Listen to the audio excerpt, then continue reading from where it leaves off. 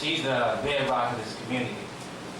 She's like a second mother to me, and I wouldn't be here if it wasn't for her. Let me tell you just a little about me and how I ended up here in Masjid al-Salam. I came here about 4 years ago, and I was already Muslim, and I was looking for some fellow Muslims to fellowship with. I couldn't find anybody, so I said, well, I know the Nation of Islam is always around, let me find them. Barbers from the Nation of Islam, so I said, let me try to find somebody, to keep the spirit going. So I drove around Jacksonville, just seeking out, and I'm not a spooky person now, but God does have a plan. Okay, so I was driving around Jacksonville, and for some reason, I turned on Pearl Street. Okay, I said, okay, Pearl, it must be something. Okay, so came down Pearl Street, and I stopped in front of the place. I stopped in front of the house, and I saw some people sitting on their front porch. They said, what are you looking for? I said, do you know where the brothers be at, the one that sells the newspapers, the Muslims? He was like, no, I'm not sure. I said, well, do you know where a mosque is around here? They said, no. He said, as a matter of fact, there's a mosque right there. I said, where? They said, you standing right in front of it. Like I said, I'm not a spooky person, but all praise is due to Allah. So it was closed. It was closed that day. And the next day, I came back. I came into the shop. The man was in there. You know how the brother is. If he don't know you, he's looking at me straight like, I'm like, oh, I'm a Muslim, bro. I'm just trying to, find out what's going on in Jacksonville. He's like, okay, bro, what else you want? I'm like, I want a fellowship, So, that's how I ended up here at Masjid al-Salam. I've been here about 4 years now. And all praise is due to Allah. Now, the sister, I met her, I believe the next Jummah. And since day one, we have had a relationship. Like I said, I'm not from him. Actually, I'm from Detroit. And she's been like my mom. I came down here. As a matter of fact, she met my mother. My mother came down to visit. And there's nothing but love here. So I look at this sister, and I just thank her for the foundation that she has laid, because, like I said, she is the bedrock of this community. Without him, without her, the woman, there would be no me. So, we all know that the woman is the first teacher of the community. I was speaking to a brother today about relationships before I came here, and he was telling me that he wanted and this is nothing racial or anything like that, but he told me that he wanted a white woman. I said, okay, bro. I said, well, to each his own, and that's what you want, and that's what you want. And he was saying how black women were, they were not good, and they were always looking for something. And he said he was tired of driving the same old truck. I said, that's your responsibility. You don't put that on no sister, man. What's wrong with you? So I said, when you're the man, it's your responsibility to take care. Our sisters in America have went through tremendous struggle. Tremendous struggle, and they have brought us through it. And I thank, Allah for giving them the strength to do it. It's just like when Abraham had to put Hagar out. What did she do? She prayed to her Lord, and she overcame. And that's what our sisters have done since we've been here. So I don't want to be without one. And I thank Allah for, like I said, bringing the sister in, her laying the foundation to keep this masjid going. So that's my introduction. And I'm not going to sit up there and talk about me, but I just like to say thanks to the community. Thanks to Imam. I appreciate him allowing me to be up there to speak to you and to moderate the program. I'm going to bring the Imam up. He's going to bring the keynote speaker up. And we're going to keep this program rolling, brothers and sisters. I thank you, and I greet you all in words of peace. Assalamu alaikum.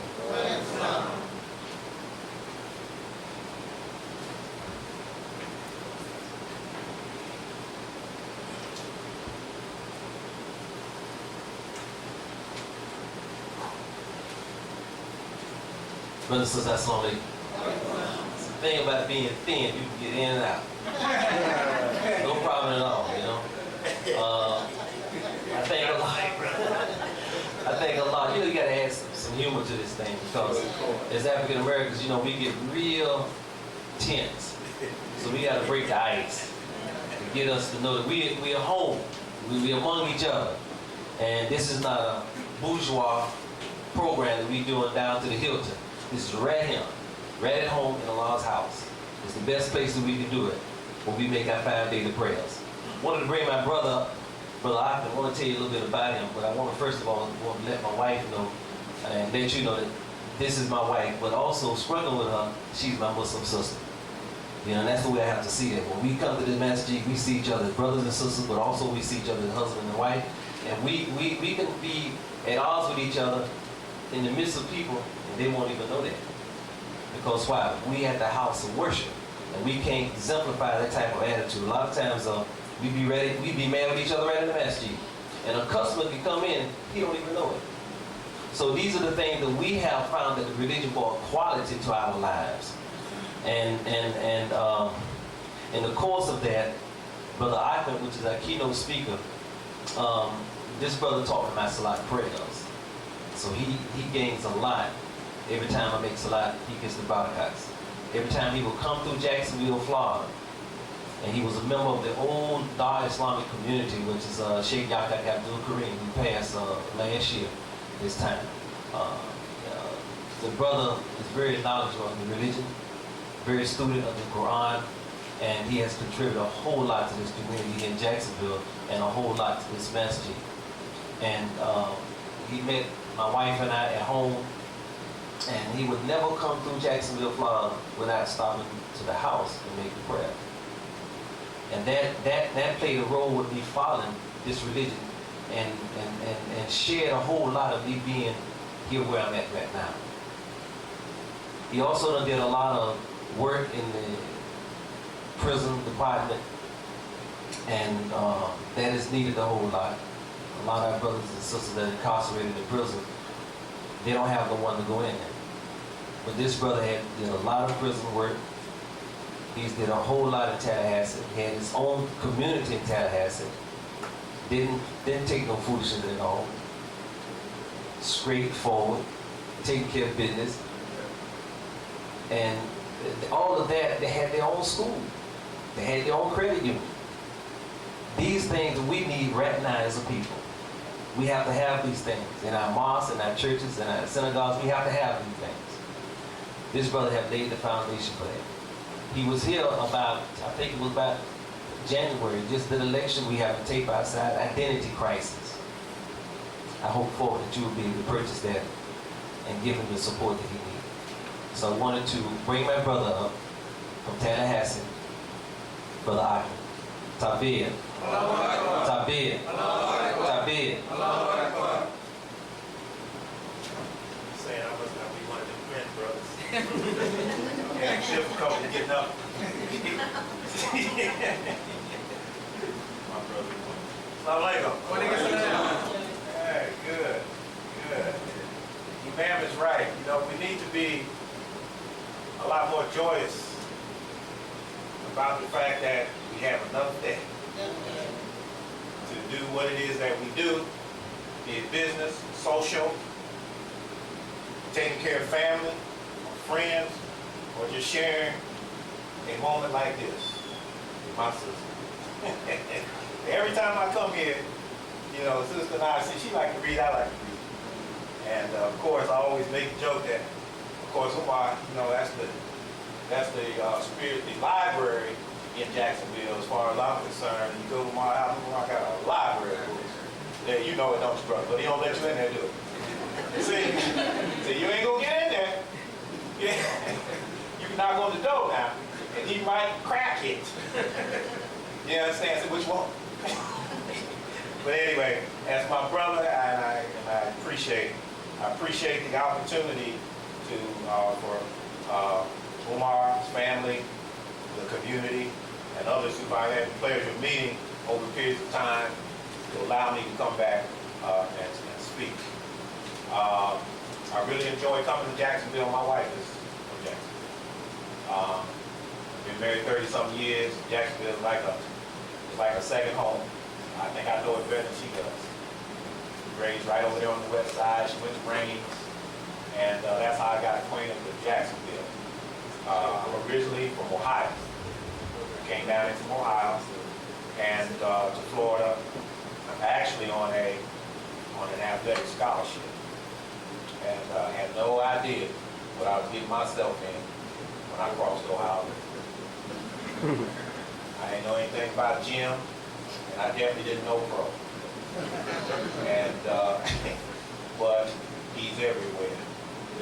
And as Malcolm says, everything south below Canada. You might be from New York, you might be from Ohio, Illinois, it doesn't matter. The conditions that existed at that time affected everybody. It might have been different. That did not change what was going on. Today, what I wanted to talk about, in the brief time I can talk about it, is a little, I want to come a little differently in terms of talking about this topic. Because not only what is needed for Muslims is needed for all of us as a people and all of humanity. Now, we Muslims know that Islam is a universal idea. I'll take religion out of it, because we have a certain perspective when the idea of religion comes into play. We see rules, we see guidelines, we see all of it. But an idea which can be very expansive, and that's what Islam is. It is not limited. It is not limited to space nor time. No matter what time you come into understanding this, that's the time you're supposed to come into it. And at that time you come into it, it will suffice to guide you with what you need at that time. Am I correct? If I ain't correct now, tell me. All right?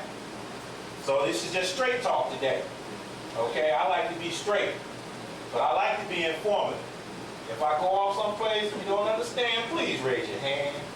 Let me know so I can get back on the path. That's what you're supposed to do for your brother. That's what I'm supposed to do for you. But now if I get to rolling and I put that thing in fourth gear, we rolling out, and you with me, and let me know now that we riding down the road right. And you feel safe and secure, right? Most people don't like riding nobody else. You know, they rather drive themselves. I know Umar, you don't like riding nobody. Umar want to drive. So he feels safe in his ability. If he want to make a sharp turn, that's me. Okay? And I'm the same way. The topic today, the inside man, the secret to a greater vision. Stop, think for a minute. The inside man and woman. I'm not losing eyes. What for you, we would be here. The inside man, the secret to a greater vision. Now, where did that come from? I had this concept when I went to see a movie, I don't know if y'all have seen it, that Denzel Washington played in, called The Inside Man. How many of you seen that movie? If you haven't, I would watch it, but I'm going to tell you, you're going to get more out of it when I finish with you today. Hopefully, and you would when you're watching it. And I had to think on it. Now here's the scenario, not to go into the length about the movie. Here is a movie, Inside Man. You've got four major characters. You've got this man who, you don't know who he is in the beginning. He comes on and it looks like he's sitting in this little room and you don't know where he is. So he gets to outlining you what's getting ready to happen and take place. So you say, what in the heck? Then the next thing is, some people break into a bank. A typical thing, you say, okay, I've seen people break robberies. Obviously, I'm from Ohio, we see bank robberies all the time. I'm serious, yeah. You know. So you say, okay, they rob the bank, they come in disguised as painters, they go in the bank, they stick everybody up, and they start putting everybody in a painter's outfit. Am I correct, brother? Help me because you watched the movie. Put everybody in painter's outfits that look just like the bank robbers. Tell everybody, take off your clothes, everybody look identical. All right, now, here come the police. But Denzel Washington is a black negotiator who happens to be on suspension because someone has alleged that he stole some money. But because this thing is so crucial, they got to go get the best. Okay? Now follow that now. I'm going to tell you to follow that because later on we're going to move down the line and I'm going to let you know there's something that we can call for. And just because we are locked up financially or otherwise, don't think that they won't call on us if the need arises itself, which it really does. And I'll say it. Condoleezza Rice can't do what she needs to do over there. We can, though. There ain't a people on this planet that have been oppressed as worse as us. Not name them. Giving the Jews all their due at the Holocaust. Allah, God says oppression of any one person. He didn't say what people. He said oppression is worse than slaughter. To oppress and kill one person is like killing one whole people. Well, we had one, we went up a notch. We weren't only oppressed, you had your language, your religion, and your culture taken away from you.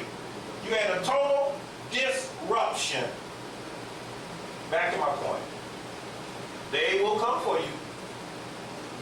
They will come for it. The day is coming for the need of Muslims in terms of being able to help settle the conditions of the world, not just our community. That's why I'm telling you about a vision. The vision has to be bigger. It has to be broader. See, you have to sometimes go out in order to come in. You be concerned so much about what's happening internally that you can't get to deal with your problems, that the answer is out there. I ain't got enough money. Get up to this. I can't do nothing. I'm tired of my people. Why do we kill each other? Why do we so disruptive?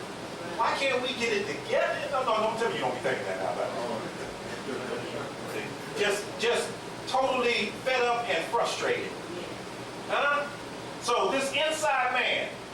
So that's the criminal element, and then there's Denzel, who also has a black partner, and then you come to a white woman, Jodie Foster, who's a power broker. Now, when I say a power broker, I'm talking about a serious people power broker. Here's a woman who gets things done. Now, women, don't you know most of these women get things done? Now, this is a woman. If she makes up her mind that she's going to do something, she is going to get it done. This woman, she can walk up into the mayor having lunch. Am I right, brother? She said, I got to talk with you. He can't say, well, I need to talk with you. No. He stood up, so hold on. I need to talk with you right now. You got to deal with this right now.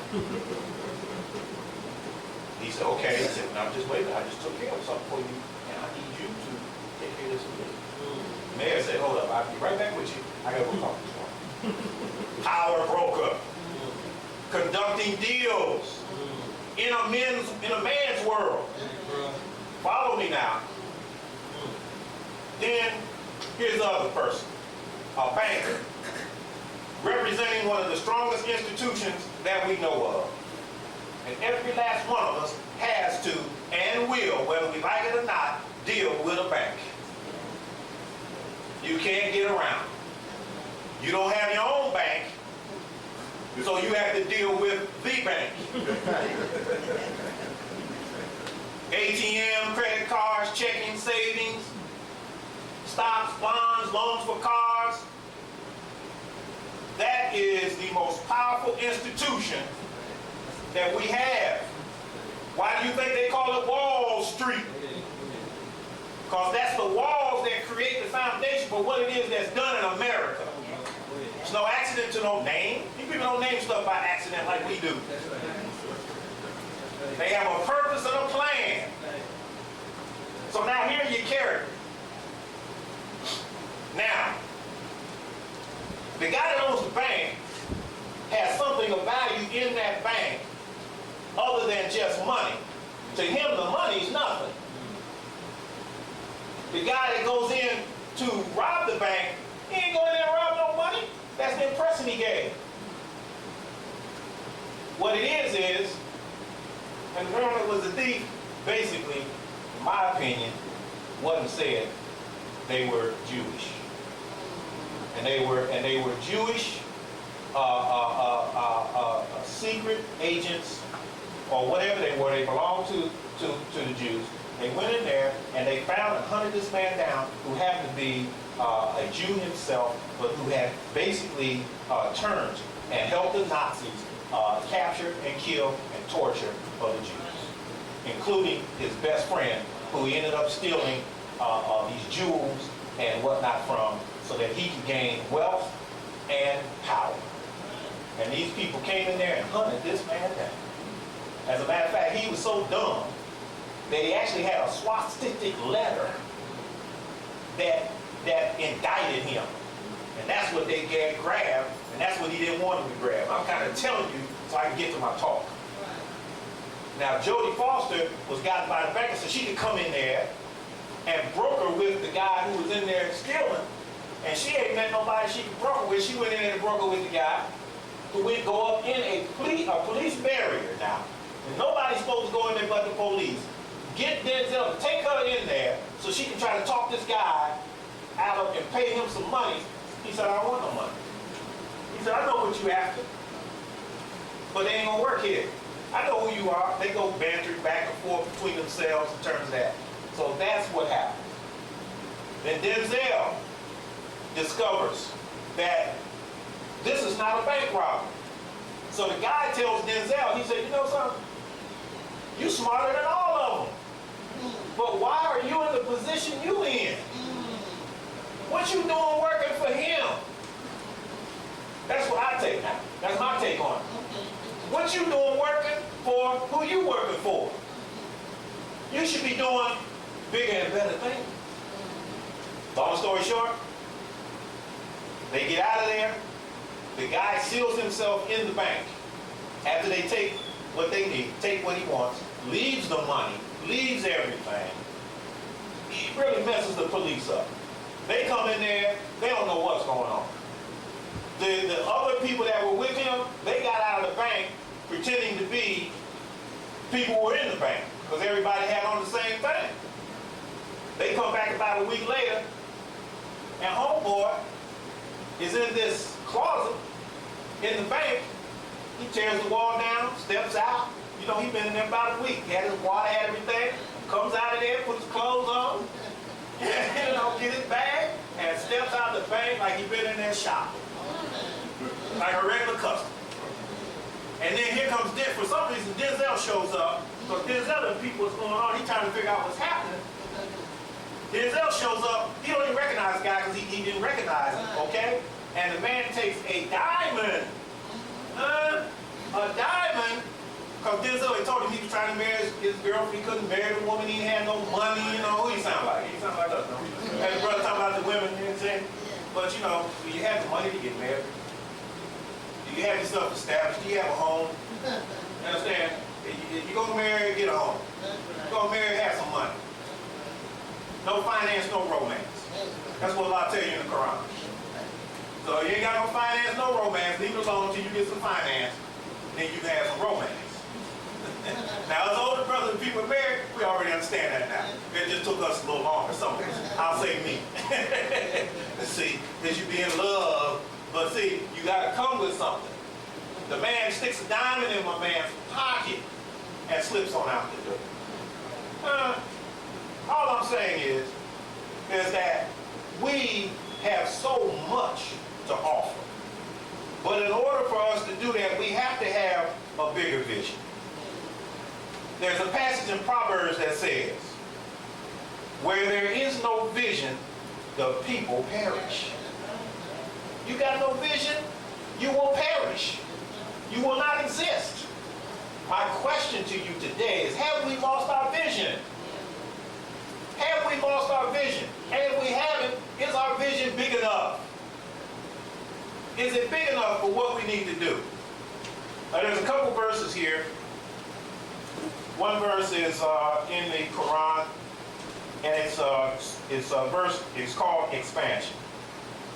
And it says, in the name of Allah, most gracious, most merciful, Have we not expanded for you your breast and removed from you your burden which weighed down your back, and raised high the esteem in which you are held? Verily, with every difficulty there is relief. Verily, with every difficulty there is relief. Now, normally most people, is referring to that, they refer to the Prophet Muhammad. But that is anybody. All of us have burdens that we want to see relieved. That we want some relief from these burdens so that we can continue a prosperous life that we were meant for. I don't care if you're looking at the Quran, I don't care if you're looking at the Bible. You see it speak about the fact that you are promised a prosperous life. That you can get your heaven here on earth. So it is above, so it shall be below. You don't have to wait to be happy, to be prosperous. You don't have to wait. Now, there's another verse that speaks about the fact of the prophet. It says that in the prophet Muhammad is a perfect example for you. لَقَدْ كَانَ لَكُمْ فِي رَسُولِ اللَّهِ أُسْوَةٌ حَسَنَةٌ. Now, that is, Arabic is the original language of the book. I ain't trying to show off. I'm trying to get to a point. It says he's the best. With this word, Hasana, which is good, people named Hassan, good, handsome, and so on. But the other term, it means excellent. But it's not talking about excellent from the outside. It's talking about being excellent from the inside. It said he was excellent from the inside. Prophet Muhammad was an Arab. See? You could look at him today and say, well, he's an Arab, just like we're who we are. We're light-skinned, we brown-skinned, we short, we tall, we heavy. We got all different types of complexions and whatnot. Not only physical complexions, but complexity of character. Complexity of ideas. There's nothing wrong with it, complexity, only if it turns into chaos. If it turns into chaos and it's not creating the right type of, I'll call it, vibrationary flow, then we're in trouble. When we see our communities today, many of them, not all, many of them, there is what? Chaos. See? The killing going on. We're either killing each other or being killed by somebody else. The sign outside says stop the killing. The minister talked about that many, many, many years ago. Still talking about stop the killings. Now, sooner or later, we got to make up our mind that we're going to stop the killing. But here's what I think. As opposed to, no disrespect of saying stop the killing, let's don't even think about stop the killing. Let's go the other way and say, we are going to live in peace and prosperity and we're going to love one another. Let's start thinking like that, to do some thinking that gets away from that whole idea about worrying about killing. See, killing, I don't want to talk about killing. We got stop drugs. Have drugs stopped? No. Fight against drugs, stop drugs. Let's stop the killing. Let's stop this. Let's stop that. Let's say no to this. Let's say no to that. I say let's forget that no and move over to yes. Yes, we want a peaceful community. Yes, we want to love one another. Yes, we want to respect one another regardless of your religious affiliation or your political affiliation. Yes, we want to build community. Yes, yes, yes. Put that in your mind. And let's get rid of the no. Or talk about what we don't want, and let's think more of what we do want.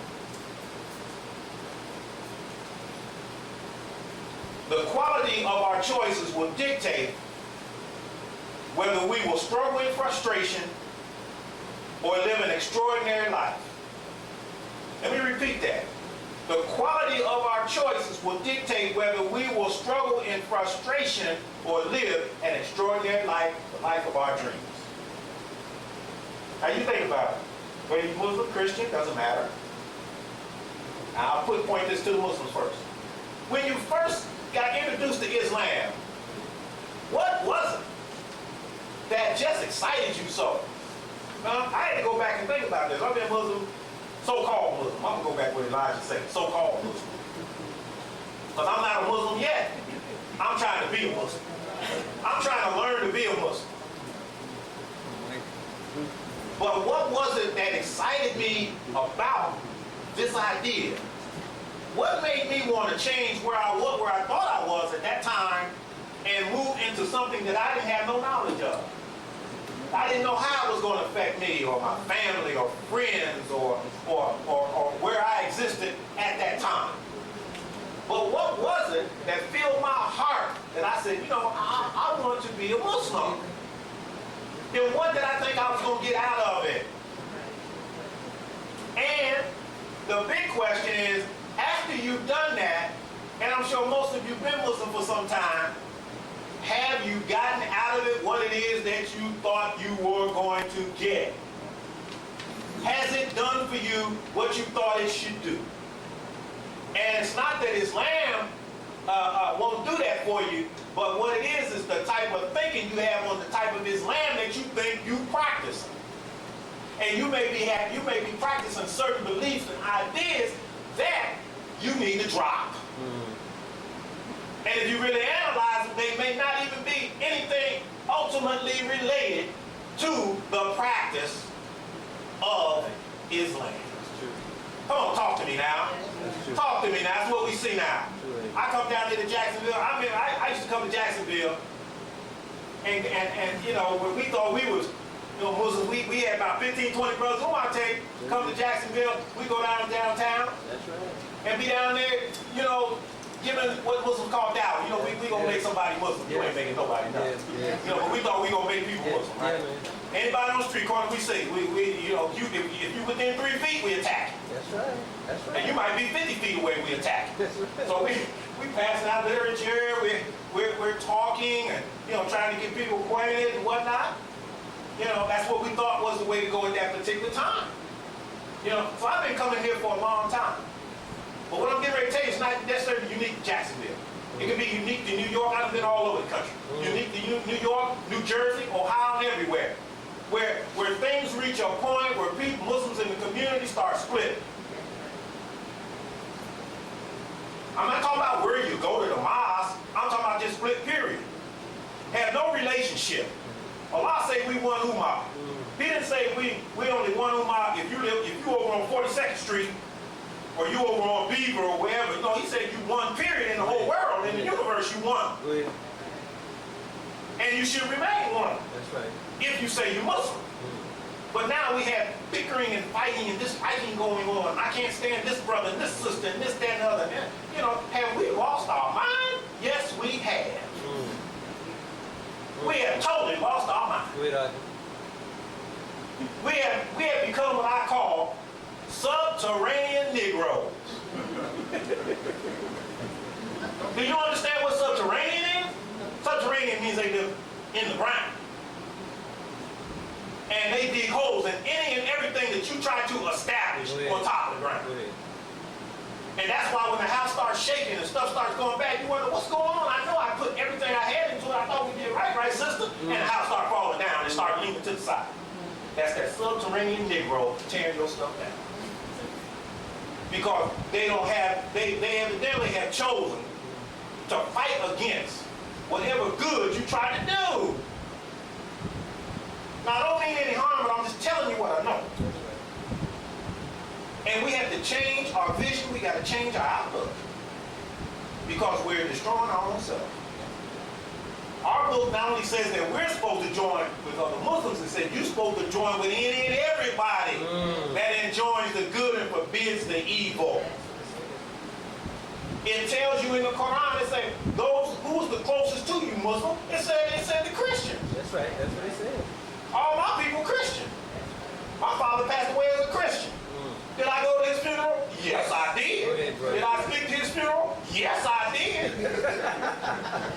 Go ahead, brother. Go ahead. Go ahead. Go ahead. Did I touch him? Did I kiss him? Yes, I did. That's right, brother. That was my hero. Go ahead, brother. And when I changed my name, well, he was totally upset. Yes. Yes. But I was still his son. And now his son will come home. All I'm telling you is this, is that we have to expand our consciousness. We have to empower our commitment again to what is right. And we got to deepen community. Community's got to be more than just this right here.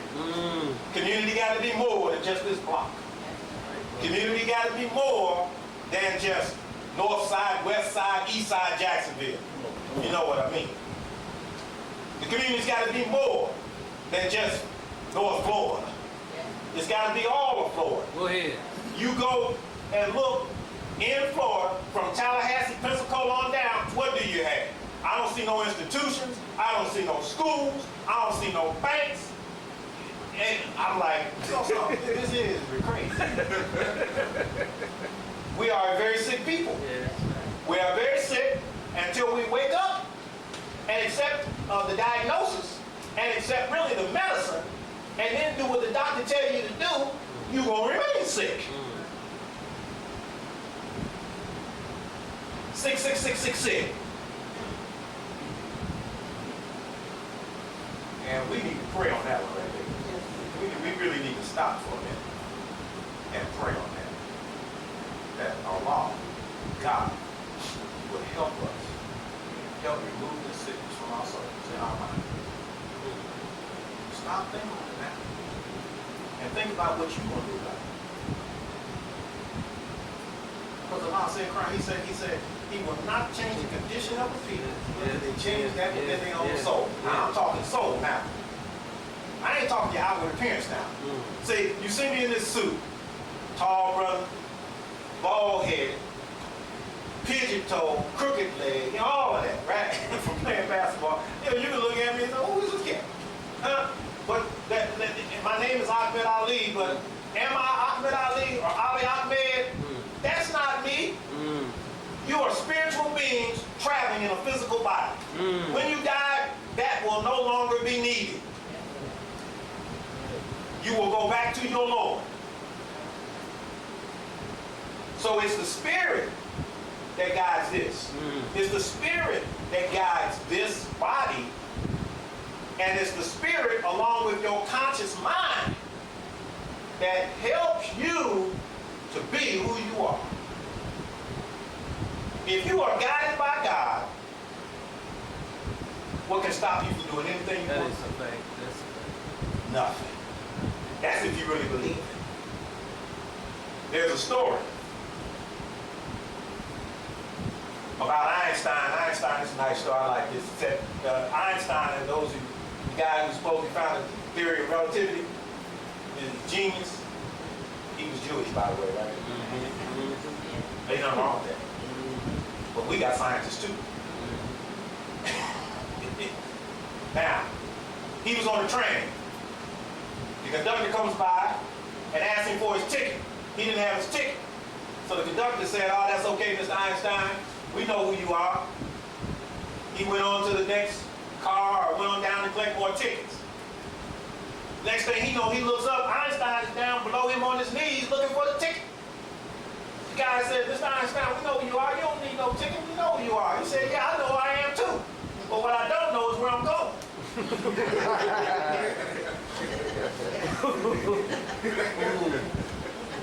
I mean, you know you Muslim, right? You know your name is Abdullah. You know your name might be Aisha. It might be Amina. Huh? I mean, you got all of that. You got, I got Makufi on. You got your diamonds on. You got, your beard. You got, I mean, okay. All right. You Muslim.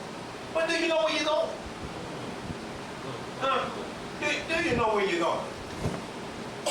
So many of us do not know where we are going with our lives. And, we have to stop and think a little bit because it requires doing some personal homework. You know, now I have a little saying I say in the morning when I get up, you know, after prayer, I meditate after prayer, and I say, here and now, Ali, here and now, rise in the glory of my true self.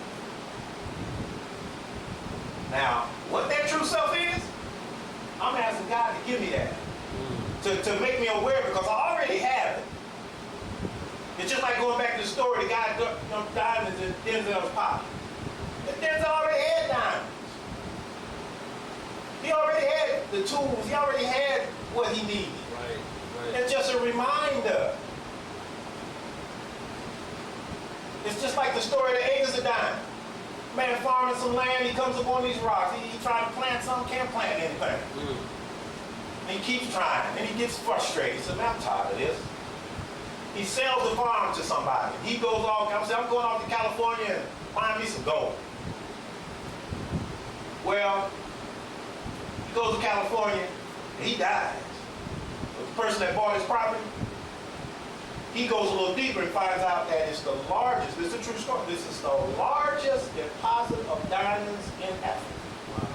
How wealthy do you think he is? The man was talking about he wanted to be wealthy, but he had diamonds right there on his land.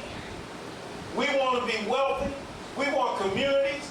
We want peace. We want happiness. We want, help me out, as the Army Elijah used to say, what you get friendships, you get money, homes, and friendships, and all walks of life. That's it. Real simple saying, but isn't that not what all of us want? Money, homes, and friendships, and all walks of life. The people have come out here to honor this sister. I see all kinds of people I've never seen before. Some of them I said, but so what brings you out? She's a friend, right? Huh? I know this, I've never known this sister. If I ask her something, and I don't talk to her too much unless somebody give me permission. She's always, giving of herself. Always giving of herself. That's the spirit we need to get back to. That's true, brother. That's what I said. He spoke about them having problems. You come in and you wouldn't know it. You ain't supposed to know it. You're not supposed to know it. It reminds me of a story about a man who had a very lovely wife. And all his other brothers wanted him to tell them about his wife. He said, I'm not telling you about my wife. That's my personal business. Then they divorced for some reason. You can tell us now, can't you? They said, no, I can't tell you now, because that's my sister. And I'm not supposed to reveal anything about my sister that's private. So we had to keep things in perspective. See? And this is something that we haven't been doing a good job of. Now we know, as Muslims we know, and in the Bible we know, when you slander somebody's character, when you talk about somebody, which told you that the character of a person is sacred. That don't mean you gotta like them now, but their character, their honor is sacred. So you sitting up in a meeting. You sitting around some other Muslims. Ain't a meeting, you just sitting up and having a good time. And all of a sudden somebody says, I can't stand sister. She thinks she over there. Hey, hold up. I know the sister. I don't know her to be like that, but I tell you what we need to do right now. We need to stop. And we need to make some new options. That's right, bro. We need to ask God to forgive us. Right or wrong. You understand what I'm saying? It's just like the prophet's nephew Ali. Man was talking about Ali bad. I didn't talk about Ali, but evidently somebody didn't like Ali. Yeah. So if they could not like Ali, don't think that they can't like you, because I don't know too many people like no Ali. That's right. Ali became a Muslim without the permission of his parents at a very young age. Sure did. The prophet, he asked the prophet, I would like to be Muslim. Can I be Muslim? The prophet said, why don't you go talk to your parents? Ali thought about it for a minute. He went back to the prophet. He said, Allah didn't ask them permission to give me birth. I do not have to ask them for permission that I may worship the Lord of the worlds. That's Ali we talking about. You get the picture now. Intelligent. And so when you see those people over there in Iraq and Iran and Shiites and they beating themselves and all that kind of stuff, I'm telling you right now, Ahmed ain't with that. I'm not with That's right, brother. I tell everybody all the time, I say, when you start talking about the Muslims in the Middle East and whatnot, I'm not with that. That's right. That's right. Because if my mama had been on that plane, or relative or something, by Allah, and whom I know me, by Allah, I'd go hunt down. I'd have done something, had to do something. You Muslims, you just going to arbitrarily kill innocent. I'm not with that. Right, that is not Islam. No. That is not the way that you settle things. That is not the way you do it. Right. If men want to fight each other and kill each other, then get on out in the field and kill each other then as men and die as men. Quit bringing women and children into situations. Quit raping women and children. Tabir. Where, that's a sick mind. So I don't follow that. No way, no how. You're not my leader. No way, no how. Thank God you ain't my leader. Because Prophet Muhammad even said, when you get leadership like that, you do not have to follow it. That's what he said. You don't even have to make some lot behind it. That's what he said. That's what he said. You leave that alone. Jesus said it like this. Give unto Caesar what is his. I'm over here. I am not in that. I'm not about that. I'm about what I'm about, which I'm about love and peace. I'm about improving the condition of a people through love. You got Christians that think Muslims don't love, and I don't blame them for thinking that because of the way we act. Act like we can't show any love and affection and honest concern for each other. That's how far down we've got. Those who've been, if you've been in the nation, just go back now. Go back to your days when you was in classes, when you was trying to be civilized. Man had to take you and civilize you. Because you had beastly attitudes. Had to educate you sisters how to be a woman again. See, there's no mistake in those type of things happening. That was a process. But what happened was we didn't carry the process through and continue the process. You used to exist in a situation where it says it was nation time, so you were building a nation. Now we talk about community, community, community, community, and we talk about it, but we haven't built no communities. So,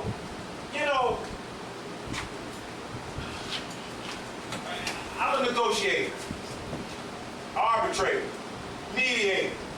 So they say when you get ready to sit down and you want to mediate or arbitrate something, you don't start from your lowest point, do you? You start from the highest point possible. And then you what? Work yourself down. So we need to get out of this concept of only just community. We need to go back to we want a nation again. We want a nation, and then from nations you get communities. We need to go back to that.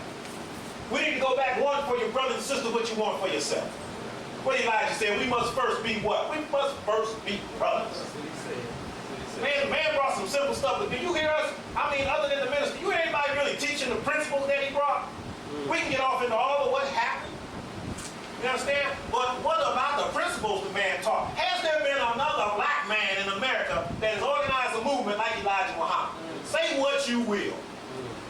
Money, everything else. Respect, everything else. When you see someone with a bow tie, what you say? Okay, there's certain things you don't say around them, brother. Huh? Talk to me now. You can call them paper boys, you can call them what you want to call them. There was a certain amount of respect. You didn't bother Muslim women. You didn't even think about it. Now, where I was from, you didn't think about it. That's a fact. You will get hurt. That's right. Huh? Does that exist today? No, it does not. Why doesn't it exist today? Because our vision has been limited. We had a big vision. We had a big presence. We no longer have that. And because you don't have that, that particular vibration is not going out to the rest of the community. So that the rest of the community, let me tell you something, everybody didn't have to be Muslim, but they felt safe around the Muslim. They felt protected around the Muslim. Where I was from, there were certain people in political position, they didn't make a move without talking to the Muslim. Because the Muslim won't give them a balanced approach. This is no bragging. This is true. We had relationships with government. We had relationships with other ministers. We had relationships with the lowest, you consider the lowest of the low in the community to the highest of the high. It didn't matter. They were still human beings. They still in the community. They still have needs. They still have wants. They still have desires. Go ahead. And they still need somebody to speak up for them to this day. So Muslims, when you gonna step up to what it is you say you believe in? When you gonna stop tolerating all of the ambiguity and hatred that goes on in your own community, let alone get out here and try to do something in this outside community?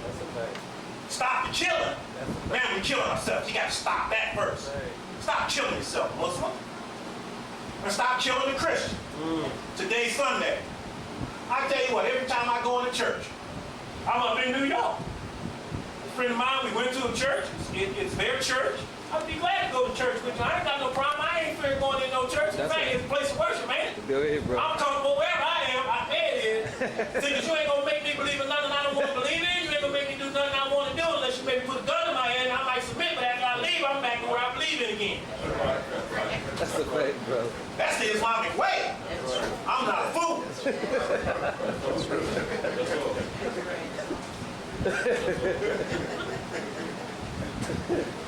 Everything you know, here we go. Got to say something about the Muslims. I said, boy, I got ready to say something. I said, no, I'm not going to do that. I'm going to leave that alone. Because I know that in a mosque, some Muslims talking about some Christian. See, we got to stop that. Yes, sir. We got to stop for what? Now, when you meet your Lord, what you going to say? Get rid of the Christians? That ain't happening. Get rid of the Muslims? Over billions? That ain't happening. Come on, bro. Come on. There's a verse in the Quran where the Christians of Nazareth came to visit Prophet Muhammad. All right. Because they had an issue with him about some of the things he was saying about Jesus. But when they got there, they said, my God, it's a beautiful man. They said, yeah, but they did have an issue now. With regards to Jesus being the Son of God, and as Muslims, they don't believe that, but that's a thin minor thing. Go ahead. We love Jesus. Go ahead. I know I love him. I tell people, I say, Jesus is in the Quran more than Muhammad is, and Muhammad was the one that the Quran was revealed to. Now talk to me. Go ahead. Talk to me like I'm 5 years old.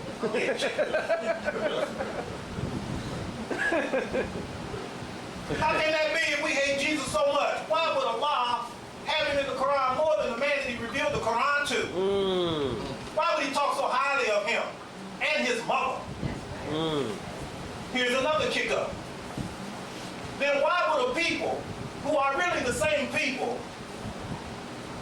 hate Muslims but love the Jewish community? Who calls you a Goyen, a Gentile, a dirty person, who says that Jesus didn't even come to them, who when they set their table, their prophet has not arrived. Talk to me, please. I have that question. I ain't had nobody answer it yet. And saw an evangelist the other day on the TV say it is the Christian's duty, which I know he wasn't talking about no black Christians, but maybe it's some of them. It is the Christian's duty to protect Israel. Now, if you knew what went into developing Israel, you'd back that idea up. That's a fact, brother. You'd back it up. Go ahead. You got another people that was oppressed and they had their land taken. Would you want your land taken? Go ahead, Akim. Took their land, put these different emirates, they call them emirates. But all they are is plantations. And they just put a nice little name to it. Emirate. And you the Qaeda, but you have no clout whatsoever. You don't have no military, you don't have nothing. That's a fact, bro. You can't even protect yourself. That's a fact, bro. And Saddam Hussein came up in there saying, I knew you can't protect yourself, and I'm going to wipe all y'all subterranean Negro Arabs out. That's right. And we gave him the money. Yeah, bro. You need to read. We gave him the money. That's right, bro. Like a brother said, I had to think about it. He said, now, if you go to Publix or whatever you go to, and every time you go to Publix, you see me with hot dog buns, charcoal, matches. And what you thinking? Come on, now talk to me now. I'm getting ready to have barbecue, right? Every time they see Saddam Hussein, he buying weapons. Now Now, come on. You created him as you've created many of the atrocities that are going on in Africa. How can a human being now, Hutu, Tutsi, whatever, Rwanda, whatever, how can you come up with an idea in your mind, even think it is devilish, of chopping off a person's arm, a leg, killing a baby, raping one? How can you come up with that kind of idea if you're a human being? How can you? You can't. You a devil. And the sister told me the other day, a sister, a friend of mine, she was kidding about something at the event I went to. She said, man, I said, how you doing? What's going on? She said, at every level, there's another devil. At every level, there's another devil. Now, we all have them, but they can be controlled. They can be controlled. When are we going to control our devil? When are we going to control the devils that exist amongst us? The devils in you that push you to do things that you know you shouldn't do, that push you to dislike your brother and your sister. When are we going to deal with that? I'm almost done. The scripture says, write the vision, make it plain. Write the vision, make it plain. And then, of course, as I quoted before, it says, where there is no vision, the people will perish. The outer and the inner are created by consciousness. Release what does not belong to us and free our spirit of what the possibilities are, sisters and brothers. We have great possibilities. But in order to free ourselves so that we can reach that, we have to have a bigger vision for ourselves. We have to have a bigger vision for our families. We have to have a bigger vision for our fellow community people. We have to have a bigger vision.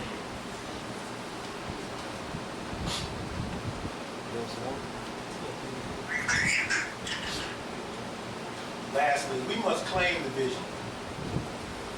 Claiming is a term that means to demand something. When you claim something, you say, that's mine. I'm going to claim it. I'm due it. I deserve it. I'm entitled to it. And then you go after it. But in order to put your mind in that position, you have to be accountable and you have to be bold. And you have to get into who you really are. Since you've taken on the name Ahmed Abdul Ali, I had people trying to name me everything under the sun. Brother, your name is Hakeem. Your name is Wadu. Your name is this. At least I had sense enough at that time. I was conscious enough to say, you don't name me. I'm going to take something that I feel in my spirit of what I want to be and what I want to do. And so I took Ahmed, which was a root word of Muhammad, which means one who keeps the praise, one who continues to praise, and one who is praised because they keep the praise, not because they need to be praised. You keep the praise, you'll continue to praise. Abdul, commendable servant. Ali is an attribute of God which stands for the most high and glorious Lord. All I wanted to be was a commendable servant of the most high. That was my vision then, and that's my vision now. I just want to be commendable. I don't need anything else. See, because we got to a point as Muslims where everybody want to be an imam. Everybody. Everybody ain't qualified to be an imam. And let me tell you this, just because you the imam, don't really mean you the imam. Exactly. Exactly. The Prophet Muhammad said, when you're together, right, bro. 3, y'all elect 1, that's the imam, but the real imam is the one that takes care of all 3. That takes care of the other 2. That's the real imam. So if you go into these communities, you're going to find all kind of imams, meaning those who really do take care of what goes on in the community. Not the official that's elected the imam. But for some reason, people have moved into a position as being imam and think that they know everything. I got to be the fireman, I got to be the law, man, you wearing too many hats. You can't wear all too many hats, brother. See? The prophet tells you, he says, if you got somebody in your community that can read Quran, you should have one person that should be a Hafiz Quran. He should be able to read the whole Quran. You got a doctor, you need a doctor. Without a doctor, you can't have a doctor without a nurse. And she might be the doctor, the nurse. Then if you're the male, then you're just going to be a male nurse then, and then shut up. See? If she knows more than you. But we get off into all of this stuff. In African culture, in Timbuktu, I tell the brother the other day, I said this. Timbuktu is considered one of the most historic, prominent places for Muslims and one of the richest societies in Africa for a long time. If a man was considered a scholar, when he sat down, you come to Umar, Sister Adilah would be sitting right beside him, and really she's the one who really is the knowledgeable one, but because she don't put herself out front, Umar conducts the litigation, but she will correct him if he's wrong. Talk to me now. They have a poem that the mother used to teach the children. Right. This thing was over 1,000 lines. And in this poem, the children learned all the particular facets of Arabic in this one poem. So that when they got of age, that's why they were so far gone. Do you know these people was operating on the regular? At St. Corey Institute in Timbuktu? Did you know that Timbuktu was founded by a woman? Her name was Buktu. Tim in that language means water. The woman who found the water. Well, who founded the well of Zamzam for the Muslim? Talk to me. Does Allah change? Does he change how he brings things? No, he does not. Then why would you oppress a woman so that she can't even drive a car? You ain't gonna run that with no sister over here and tell my wife she ain't gonna drive. That she gotta rely on me? That she's sitting at home right now? And she gotta wait till I get back to drive her? My wife ain't going back to that. She's gonna head back down to Jacksonville. She's gonna get on a train, plane, and hit it. That is not gonna happen. It should not happen. But I'm trying to show you something here. And I'm particularly talking to the Muslims, but I'm talking to anybody. It said a man from Mecca came down to St. Corey Institute. He figured he coming from Mecca, he's related to the prophet, he speaks Arabic, he gonna come down and teach these poor Negroes in Africa how to practice his language. Remind you of something? So he comes down, he sits in a class. After the class, Go ahead. the rector of the university, director, president as we know it, asked him a few questions. He said, I'm sorry, but you can't even enter the school. You ain't qualified. That man had to leave, go back to Mecca, and spend 10 years, this is a true story, spend 10 years just to catch up to where they were. Wow. Then he came back, married a woman from that area, and his son became one of the most prominent Muslim scholars out of Timbuktu. Now here we are, Muslims. You can tell a tree by the fruit that it bears, can you not? Talk to me now, I'm putting you to sleep. Then why are we eating a fruit that is not conducive to our well-being? Why are we chewing on something that's bitter? It's got sand pebbles in it. Probably got some kind of worms. Other kind of diseases in it. Why are we chewing on that kind of fruit? It's not conducive for us. It's not good for our well-being. We have a particular fruit that is particular for us. that we can digest, and that we know that it produces good results. What am I talking about? Get away from thinking that someone else knows his land better than you, because they say that it's their culture. It's my culture too, and I got a right to make it what type of culture I want to make it, because that's how beautiful it is. Islam is universal in principle. It's universal in principle, meaning anybody, any people can be Muslim. But it's particular in fact. And the fact is, we didn't come out of, nor do we live in the Middle East. So why are many of us following the trends, the attitude, and the notions of Islam based on them people? Good question, bro. Stop that. Good question. That shows how immature you are. Good question. That shows that you still a slave. That shows that you tell a slave, go to the back door. If there's not a back door, the slave will build a back door to go through it, because that's what they've been conditioned to do. That's right. As opposed to saying, go to the back door. Shoot. I'm gonna go out here and I'm gonna get this tree just like God created for everybody. I'm gonna take this tree down, I'm gonna build my own house. And I'm gonna go to the front door, the back door, the side door, and if I wanna build me a platform where I can land a helicopter, that's what I'm gonna do. But I'm not gonna sit around here every time you talking about go to the back door. You gotta be out your mind. That's the vision we gotta have. We have to have a bigger vision. And we gotta claim that vision. Abraham was promised 3 things. He wanted a son. God said, I got a bigger vision for you than that. First of all, you need to leave where you are. He didn't ask no questions, he just left. His father told him, where you going? His father's name means somebody that always lags behind and is in doubt. How often we want to do something?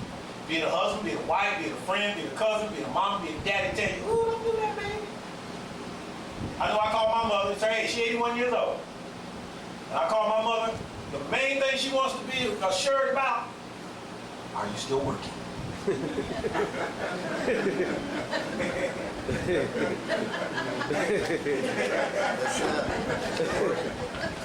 Yeah, Mom, I'm still working. I'm working like everybody to get away from damn pranks. I'm working, Mom. Oh boy, that's right. But see, them people understood back then they were hard workers. My parents worked. They had no education. All my people worked. They had 2 or 3 jobs. And I ain't from no islands. They ain't the only ones that got daggone stamp happy on working 2 or 3 jobs. Come on. My daddy worked 3 jobs. Yeah. Yes, sir. The only day he had off was Sunday, and he played baseball on Sunday. Go ahead. He went to work in the morning and he walked. We had no car. In the snow. And people come by and ask my daddy, I could never understand that. Come by, man, ask my daddy, you want to ride? That's right. Man, what's wrong with my daddy? Self-determination. That's what it was. I will not depend on anybody. Right. God gave me legs, and as long as my legs allow me to do it, I'm going to walk and get where I need to go. Bundle up, put on some warm clothes, get to work, drink me some coffee, and go to work. And go to work. We done lost that spirit now. We done lost that spirit. See?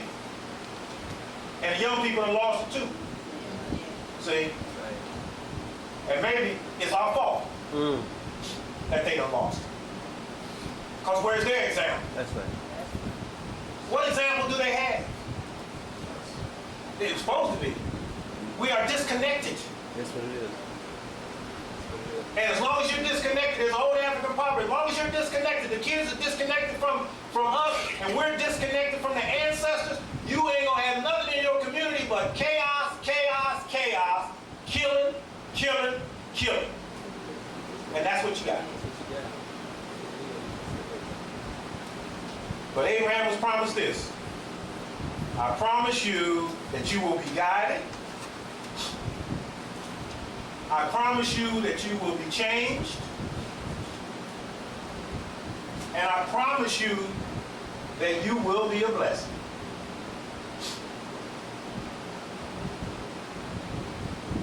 Promise yourself that you have guidance inside that will guide you to what it is that you desire in your life. We have 60,000 thoughts a day. 60,000. We only use, what is it, 5% of our brain, or 1% of our brain? And we got 60,000 thoughts? You do the math.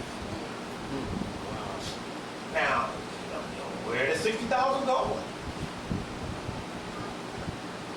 And it says a good thought will magnify a negative thought 1,000 times. So don't worry about the fact that you're going to have negative thoughts. Go and think a good thought. I just erase that. That's what Allah said in Quran. He said, you do something bad, do something good, and then erase that, then get rid of that. So you got it in you. Do you want change? Come on, talk to me. Do you want change in your life? I'm not convinced. Do you want change in your life? Yes. Thank you. Do you want to be blessed? Yes. Then get the vision and keep it. I thank you for your patience. And I apologize for anything I've said that has offended anybody. My friend, my brother, Jamil Alameen, he was famous. Yeah, man. Yeah, man. So he taught me that from the standpoint of watching it because he was sincere. That's right. He's going to say what he's going to say. That's right. If you don't like it, well, that's on you. That's right. But please forgive me if I said anything that offended anybody. And anything that I have said that's good, it comes from Almighty God alone. And anything that I have said that is not good, that comes from Ahmed and Du Ali. And please pray for me. Thank you. Amen.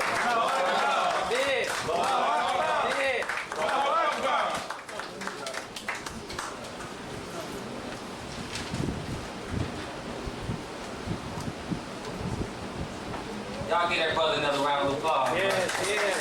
All praise be to Allah. All praise be to Allah. We're going to keep it going. We don't want to keep it too long, but like he said, from generation to generation, it has to be passed on. Young brother like myself, and we have another young brother that's coming up. So this brother just stepped up, and he laid the foundation. We're going to keep it going and pass it on. We're going to pass the baton. So we're bringing up another young brother, Brother Adilah. He's going to speak to you for a few moments. So y'all can get his brother a round of applause. All praise due to Allah.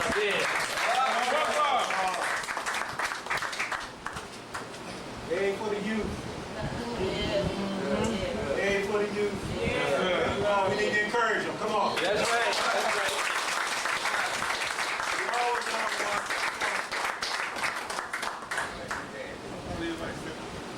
Assalamu alaikum.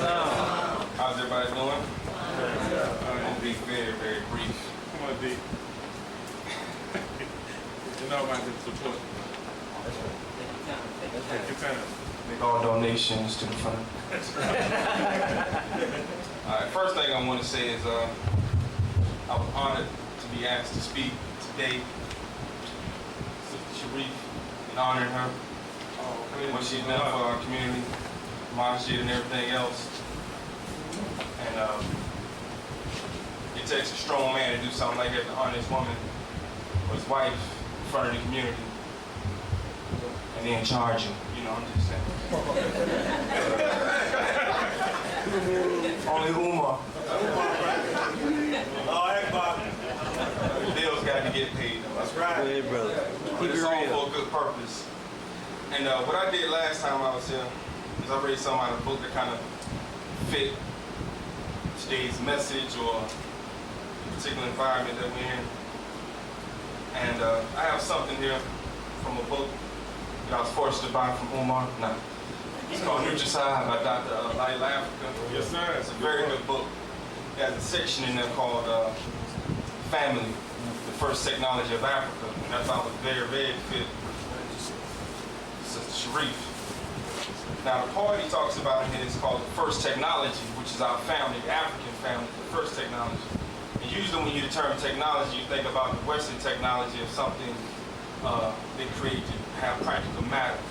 But in this sense, in the holistic sense of African technology, it says the family holistic body, mind, spirit was used as a basis for all the growth and development of ancient Africa, science and technology. Then he goes on to talk about the purpose of the African couple's marriage, offspring. The procreation is to strengthen, to uplift the culture and the family structure. This particular couple here, Sharif's, is one of the most enduring, consistent, conscious-minded people in our community, and maybe the most underrated, because they have event time and time after again to keep us uplifted, strengthened, and empowered. And go on, tell them real brief. Anybody know what this is?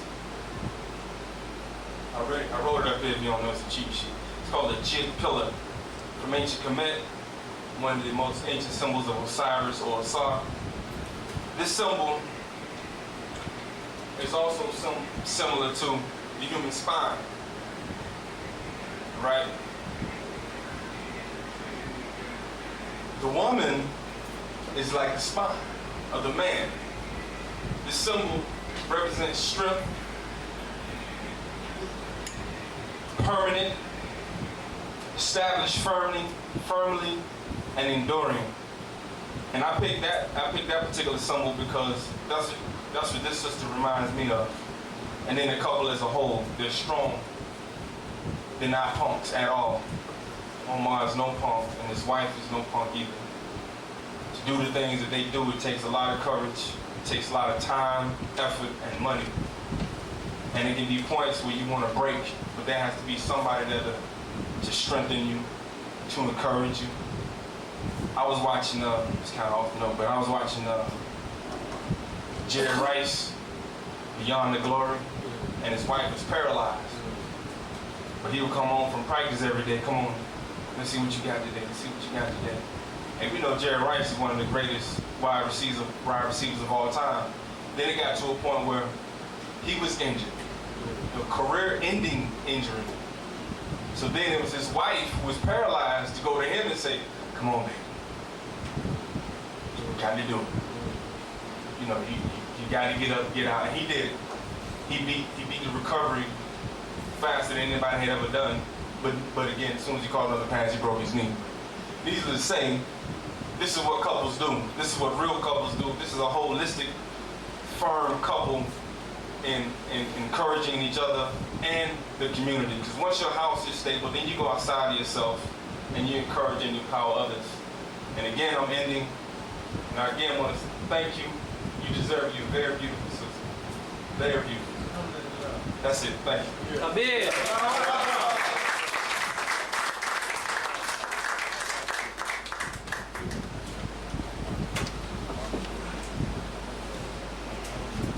Y'all give that brother another round of applause.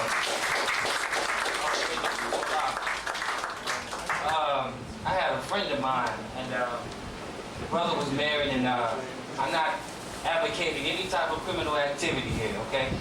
But the brother was married, right? And they decided to rob a bank.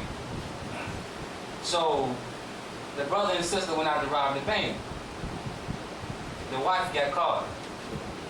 The brother was hiding behind the tree. You know what his wife said? "Come on behind that tree, we caught." Come on behind that tree, we caught. We caught. You understand what I'm saying? But we caught. Now I'm caught, man. We caught. Come on behind that tree. You know, they together. They went in together, they gonna go to jail together. And that's the type of relationship Brother Omar and Sister Sharif has. Dominant relationship. And I'm a young man, I'm married too, so, you know, I tell my wife all the time, they're my model, they're my example. You know, we need examples, like the brother was saying. If we don't have an example, if we don't have nothing to look forward to, then what do the young generation do?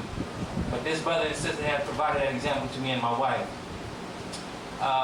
We're going to bring up a sister from the Nation of Islam, Sister Barbara. Now, as I told you before, when I first got here, I was looking for the Nation of Islam. I never was in the Nation of Islam. I was always a Muslim.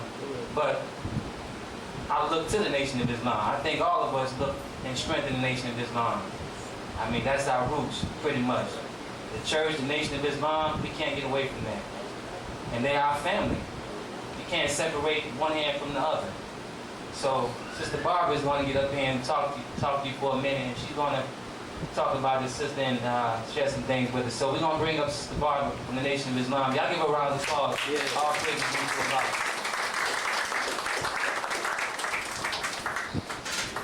Assalamu alaikum. I would like to be very, and I would like to say I'm very honored and it's a privilege to be here. It's a tribute to such a great people.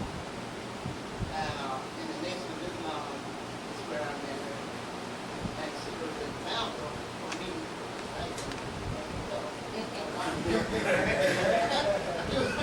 It was a while back when I first came to embrace the Nation of Islam. And it's so good to see all of y'all. It's so good. Oh man, so many friends over there.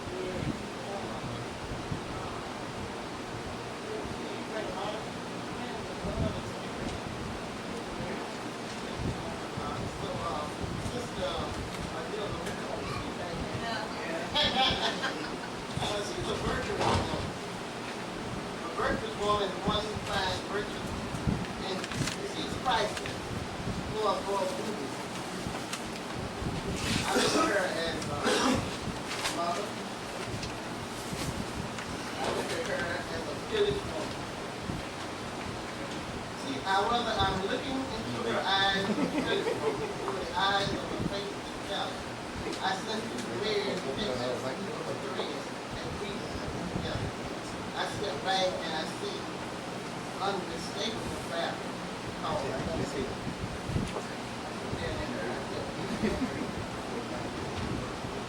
Elegant woman, firm resolution, a classy, elegant woman. I see her character.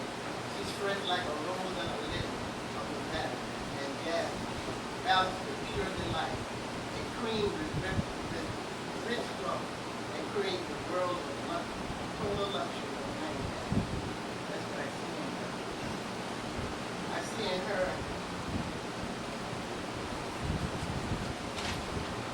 a woman that is beloved and admired. She's devoted wife, a loving mother, a believer in God, and peace, for peace and a love of religion. I see her as a praying woman, a thoughtful woman, a earnest woman, a woman that is respected in the community, a dedicated woman. She is the most forthright woman that I have ever seen. Who is that woman? That's I feel like you're reading. And I would like to give her this concept. She said, I feel Muhammad for the hard work and dedication. Years of your service of Islam and all the truth. I appreciate you on God. You're going to get on board. Sincere representative. No, they got the name on it. I would like to give this flower while you live and a token of my appreciation for being there. I came here.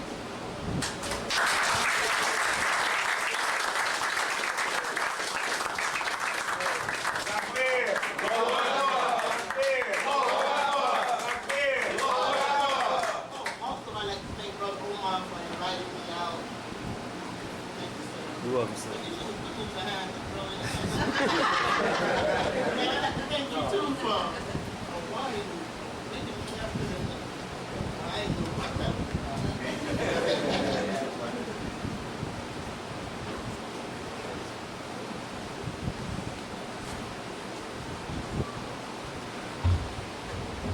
Assalamu alaikum. It is indeed a very good warm feeling that you sense with among family members and members of the Nation of Islam, which I all come from. And it makes me feel real comfortable, and the spirit is very warm. And I wanted to let everyone in there know that we have a few pioneers in there. You're gonna recognize, and I think that we brothers, we can't keep up with these sisters when we look at their work with them. Because Zaka was saying, they can outwork us, so we're gonna recognize the pioneers. And one of the sisters that I wanted to bring up to present this award is Sister Karen from Savannah. She's been working very close with my wife and her husband for that doula. And we're very close together, and I felt it was very, very appropriate for the sister to come down and present the award we wanted to give to Sister Sharif at this time. Inshallah, Sister Karen, I do it. Assalamu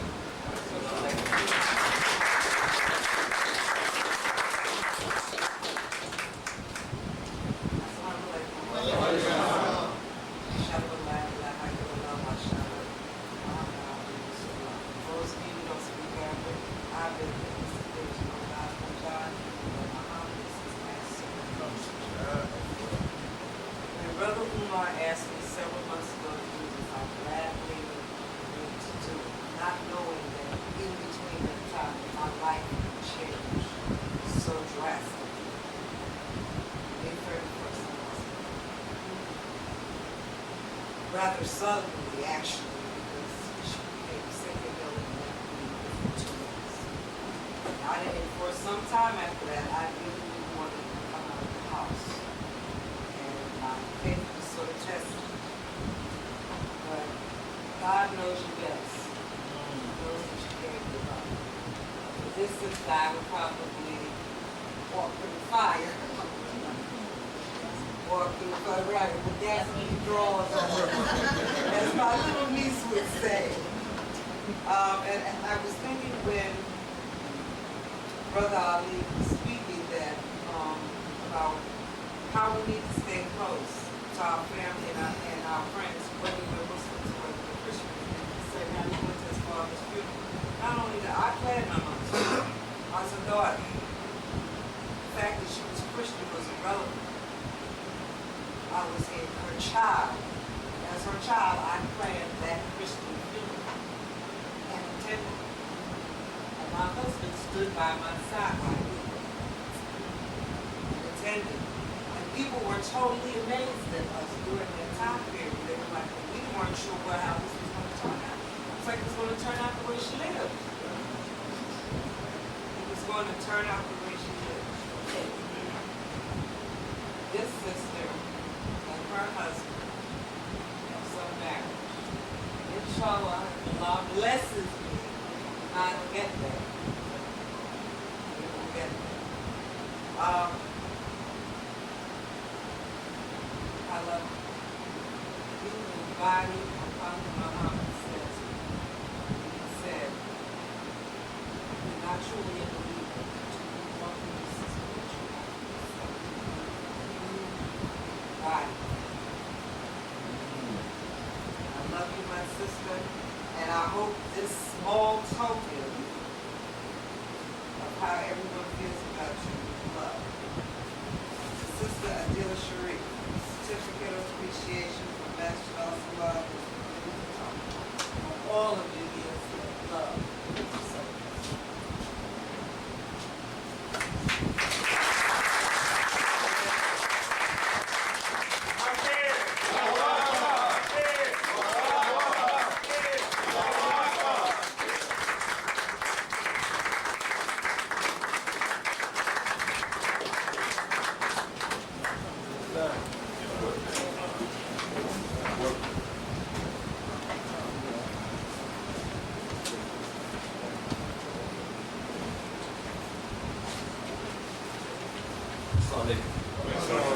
But the sister, she didn't know Sister Karen, it wasn't her fault. There's some money in there. You want to leave this money now? Leave this money. But it's some heavy cash in there. It's real thick too. Family members and brothers and sisters, the members of the community felt that it was just appropriate enough to give the sister some cash. And I'm just going to share something with you. We was going through a test last Friday. You know, Allah said in the Quran, with every difficulty there's relief. With every difficulty there's relief. The sure inshallah, the Quran, we was going through a low period. And Allah subhanahu wa ta'ala blessed a young brother, Brother Mustafa, would come in and drop a big piece. And it was needed. You know, it was needed. It came at a time that, you know, it was needed. And I'm not saying this to blow him up, but, you know, Abu Bakr said this. He said it was any one of his companions that he benefited from was Abu Bakr. Because Abu Bakr had fulus. And a lot of times you need that to keep going. And there are a lot of members in the community, they're not present among us, but they'll drop something in the mail, they'll send you something, or they'll walk in and they'll give you something. And that keeps us going. I was telling Ahmed that before he got started. I said, man, you know, my car was broke down and my wife was saying, well, you know, get another car. I said, no, I'm scared of car notes. I said, I'm scared of car notes, you know. And it sat there for about a good 3 weeks, and I was patient. Allah bless him, brother came in and gave me the money to get my car fixed. So, you know, if you stay in prayer, and during that period of time, I needed transportation to get to the mosque. Now, you know, sometimes I end up walking.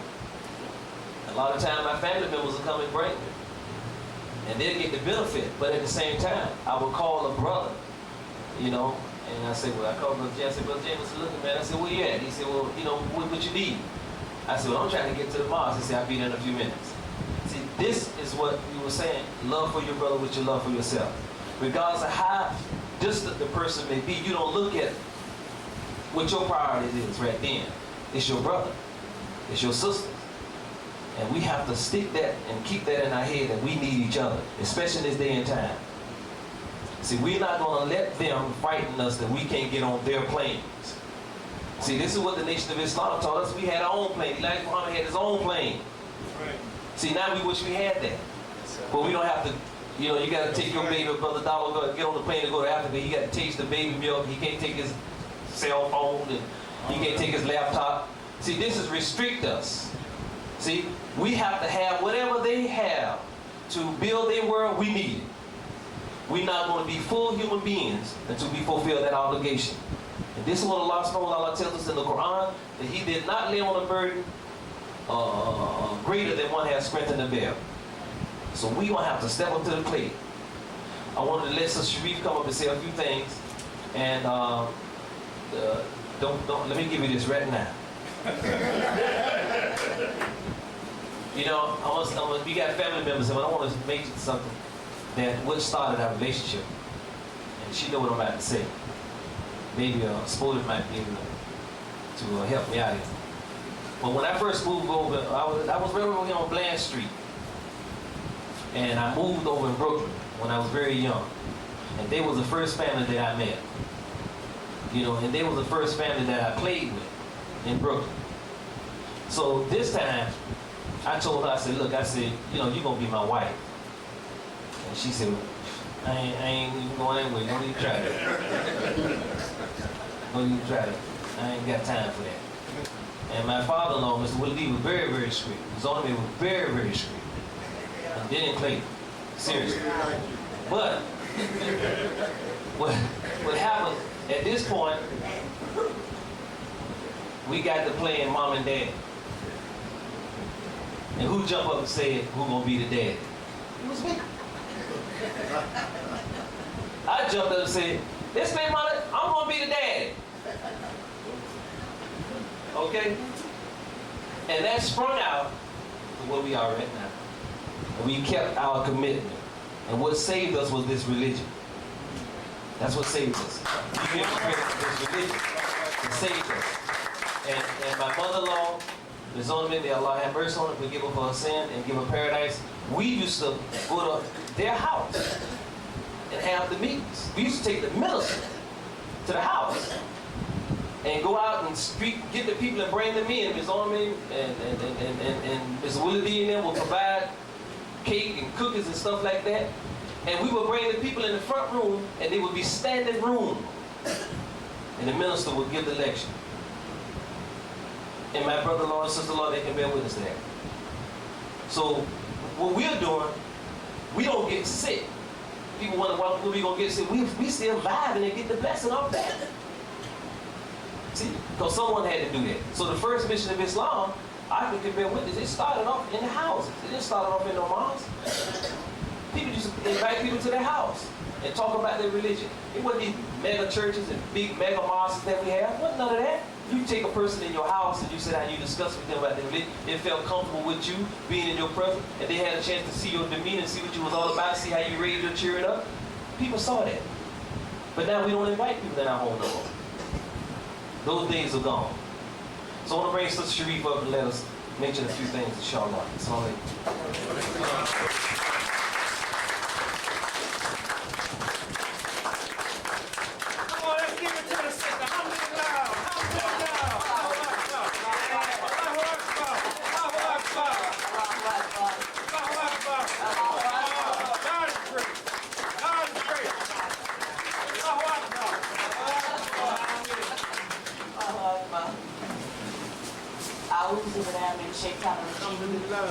Bismillahirrahmanirrahim. In the name of Allah, the most gracious, most merciful. And I also like this part, Malik Yom Nadim, which means master of the day of judgment. I love that. At this moment, I would like to thank each and every one of you all, because by looking over this room, it tells me how much that I am appreciated. And I appreciate it because why? I didn't have to die in order to see you all. I appreciate Allah for allowing me to be here to see you all faces. I thank Allah for my husband, Umar Sharif. I thank you for my children, Khadija, Abdul Rahman, and Jamila, who is not present here today, but I know her spirit is, she's in D.C. I also thank Allah for my family. I have my brother, and I have my sister, and my brother who is up, him and his wife, Julian Jackson from West Palm, Miami. This is my brother. This is and his wife, Lucy, we call her Lucy, and this is my sister Norma, and this is my brother Eddie, and this is my older brother Willie Jackson, and this is my other brother Ernest Jackson. So, you know, it's a pleasure, and his wife Patricia Jackson. You all is familiar with Patricia Jackson, because her and Norma, they have cooked a lot of meals that we have served here, and I thank Allah for them. And I'm thankful that Allah had blessed us as a family to be here, because we lost our, not lost, I would use that term lost, our father and our mother returned back to Allah. And we are still here being close together. I come from a very close family, and I thank Allah. And I think that's what have a lot to do in my bringing in my upkeep. I come from a religious family, and Take your time, sis. Take your time. Your day. Shed your tears if you must. Alhamdulillah. Shed your tears if you must. tears of joy, like you said, Brother Musa. These are tears of joy. You understand where I'm at. Like I said, I come from a religious, Shukran, sister, thank you. I come from a very religious family. I had a praying mother. My father wasn't a goer of the church as much as my mother, but he believed in God, and he also believed in doing the right thing and presenting himself in a righteous way. So I thank Allah for him. Also, I thank Allah for each and every one of you all, because you all was not in my past, in my presence, for no reason at all. You all played a part in my being on my journey where Allah had to take me and it's still taking me. You all start, it's still playing a part in it. I want you to know that. Even in our conversations, when I talk with you all, you don't know you're sharing knowledge to me. And I was able to go further. You all said some things, made me do some research. Now I'm telling you how my faith becomes strong. Y'all have my faith become strong. Because when y'all share knowledge to me, it strengthened me. And some things that I might didn't understand, but you caused me to go back and research. And Allah blessed me to be in the house, like Ahmed said, in the storehouse, like Joseph was. That he was in the storehouse. And my storehouse is Umar. And everybody who knew Umar, they know that he always had books, he had tapes, you name it, he got it, of knowledge, whatever level you want to jump on. And what I like about it is that he don't have it just from no Islamic source, he don't have it from no Christian source, he don't have it from no Afrocentricist thought. He has it from all areas that you want to travel in. And I done traveled them all through the help of Allah. And you all in my journey is that you all have helped me. And so therefore is that I'm able to relate wherever I go on the planet Earth.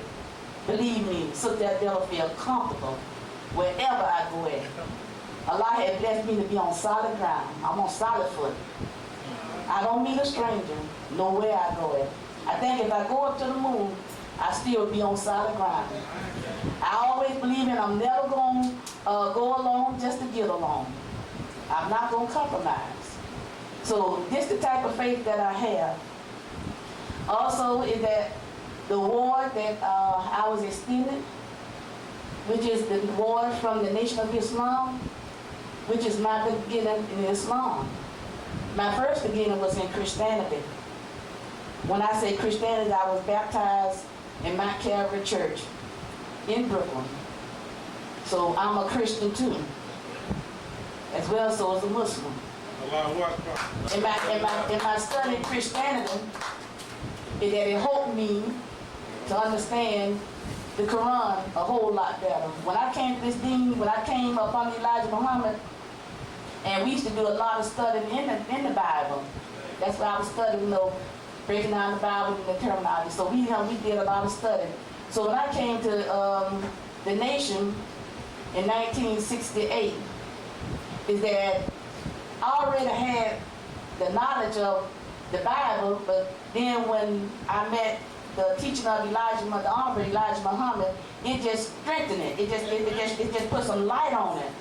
So that's why when I carried it back to my mother, is that and her being a lady of scripture also, she could identify with it. She knew that, because what it was, that it was sharing light. See, that's what we got to realize, is that there's nothing wrong with Christianity. That's what we got to realize. We got to realize there's nothing wrong with Christianity. What Islam does, Islam just takes us to another level of that. Not that it condemns it, but it just takes us to another level. It just sheds more light on it. So it's just like in Christianity, it might be you got light, you might have dim light, but then you got a brighter light. See, Allah said He raised us up by degrees. So therefore, it's different levels. It's like it's different levels of light. So what happened is that when Islam really carries us to another level, it got to be another level. Because when you got your Shriners, and they receive a Quran, at the end of the day, initiation and going through their phase, they receive the Quran, whether they tell you that or not.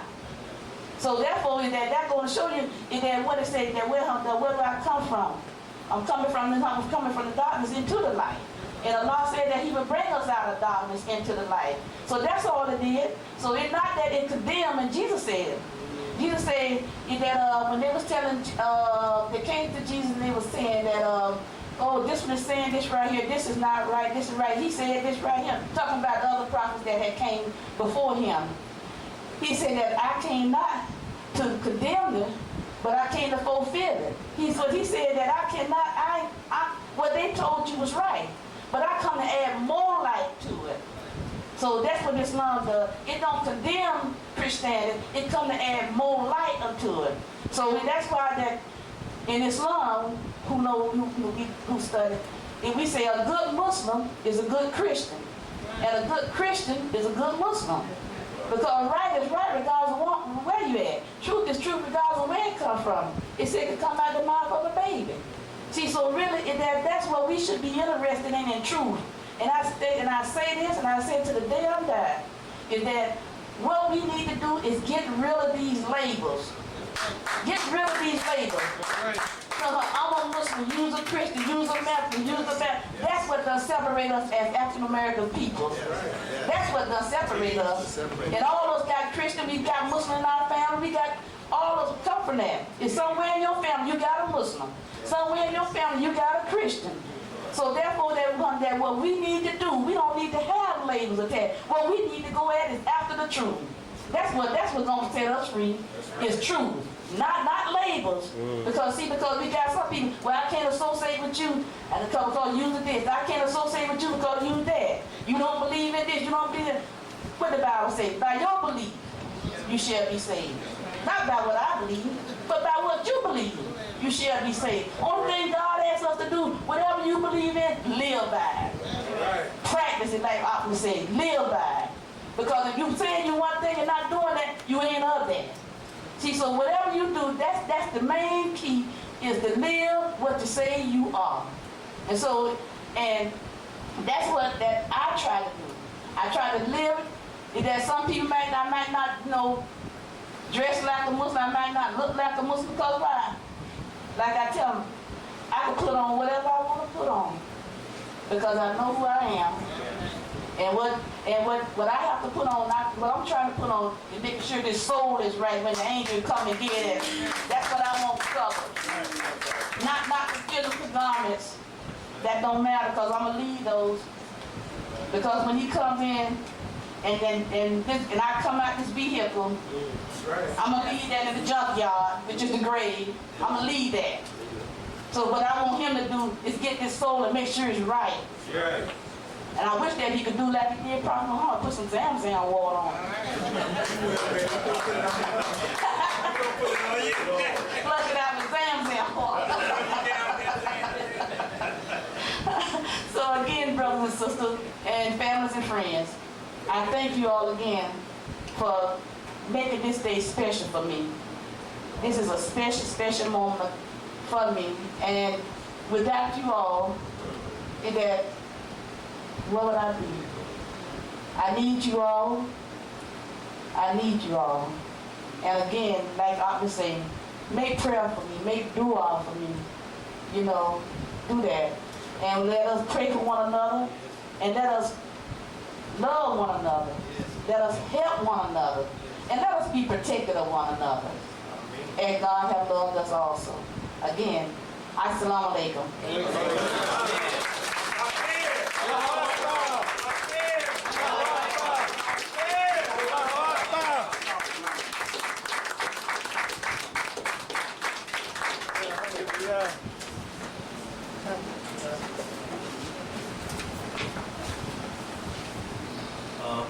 Man.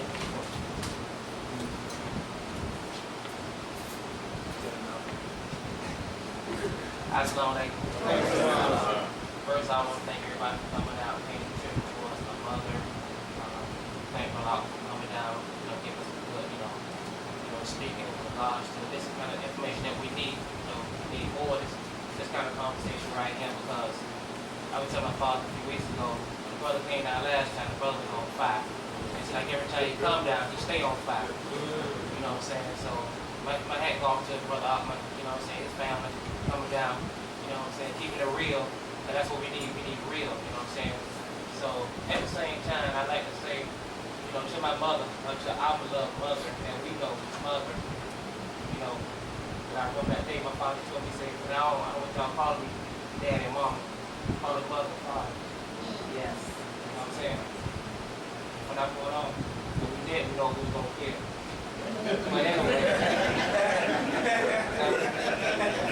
But anyway, I like to say, it's nice, that I can say and keep it say in the street that you come from a nice family background. Ever since I knew you, I know your mother, them, your father, they're good people. It's good when people say good things about it instead of saying something bad and negative. You know what I'm saying? Because I know, I know people out here that, that's family sprung out on drugs or whatever.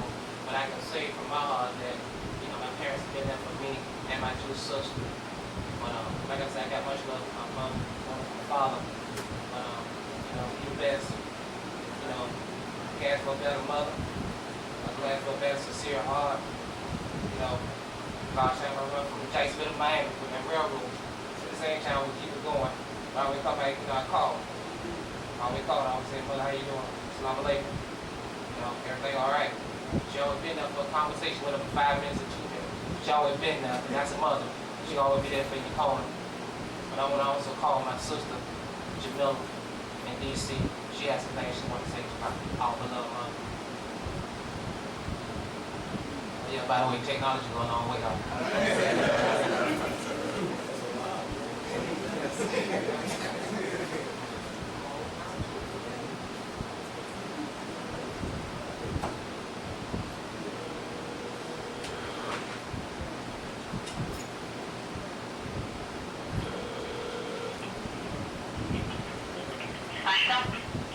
Jamila, can you hear me? Can you hear me? Yes. All right, well, mother here, you want to say some things to mother? Yes. Okay, here she is. Hi, Mother. Walaikum salam. How are you? I'm doing fine. Alhamdulillah. Alhamdulillah. Sorry that we couldn't be there. In this occasion, thank you for so much that you have done. And, kind of nervous a little bit. But, you're just not just a mother to me. You're a friend. You're a companion. It's a big part of my life. And I'd like to thank you for that. And no amount of reward can answer what you have done. And I just want to continue to pray and ask for my friendship with the highest reward in the first one. Also, I would like to include that we go back and forth, and no one really got his keys and say, about my strength. But part of my strength, it comes from you. And how that strength come about, how I think that I gained my strength was, I remember one time when I was small, I can't remember exactly what age, but I know that I had some spirit. And that particular day, I used to say when I was a child, my father, his favorite cereal was Raisin Bran. My father used to eat the cereal, but then he would leave the milk behind in the refrigerator. And I used to go there and drink the milk. This particular time, I know my mother used to work at a hotel, and she, I know my mother used to drink soda. She also would leave soda behind, and I used to drink the soda and add a little water. I did so with that also. But then this particular time, my mother was working in the hotel. She came home with a Burger King cup and she had a straw in it. And my mother just came home, she went upstairs, and I was like, filling the can, went in there, I said, oh, she wants the soda home. When she took the soda, drinking the soda, this particular time it was burning the inside of me. And I was like, what's wrong? What was that? So, my mother, she said, I went there, I was like crying. She said, well, first I told my mother, my stomach hurts. She's like, well, what's wrong? I said, I don't know. She was like, what did you do with that? I didn't do something with stomach that hurt. She said, you did something. She said, did you have something to drink? Did you drink it? I said, no, ma'am. So anyway, I was getting a picture from my mother. So my mother told my father, Mom came and said, what's wrong with you? What's wrong? I said, my stomach hurt. Father said, what's wrong? He said, I thought so. Well, what's wrong with you? So I said, I don't know. I said, I told her, if you keep going, she said, you know what she did to her. You gonna tell her, you gonna die tonight.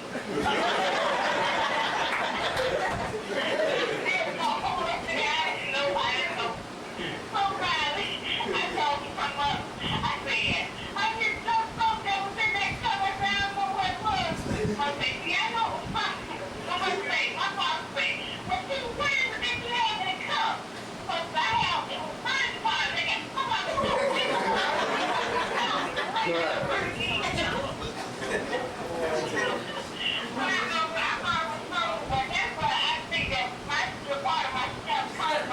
getting along and, having that love with my children.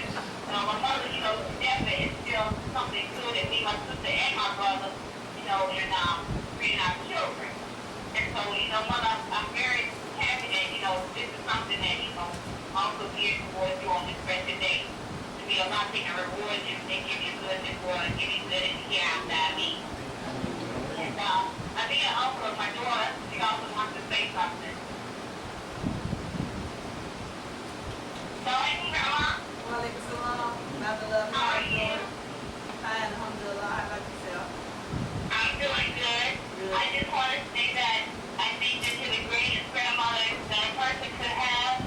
And even though we couldn't be there, and a lot of times we're far from each other, you're always in my heart. And whenever something goes wrong, I know that I can talk to you and Granddaddy. And I just want to say thank you so much because even though, we're not together, we just feel like close as a family, and I like that. And, being law report, you'll give you good just like that if you have to at me. Alhamdulillah. Hold on 1 second. Hello, Grandma.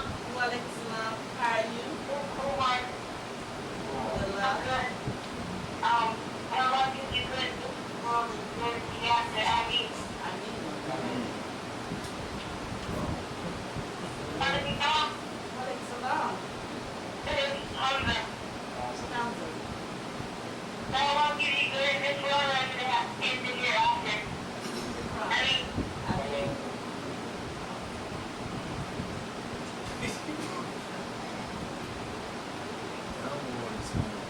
Grandma. Walaikum salam. How are Grandma. you? Hey, Carol. Harun. Assalamu alaikum. Assalamu alaikum.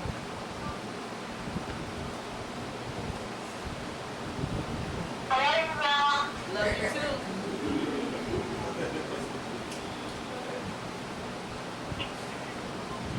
Sorry, Walaikum assalam. yeah. So, I'm gonna be going. Everything's fine. Just getting ready to wind down the program. Just want to give you a call and say some things about our mother. Right. Thank Allah that we were able to make communication so we can say Yeah. good things about my mother. Alhamdulillah. Inshallah, with that, we give I pray God the same thing for my husband, right? I know he did the same as well, that she did the same. I mean, So with that said, inshallah, I give you a call. Nothing in the family. Y'all stay safe. God bless you. thank you. I love you, Mom. Love you too. Assalamu alaikum. Okay. Assalamu alaikum. Well, I got, we got to wind it out a little bit, but I got an older sister here. Really, my older sister, but she said she won't cry, so. So she kind of sensitive. But anyway, we just want to say we love our mother, and thank you again for all y'all coming out.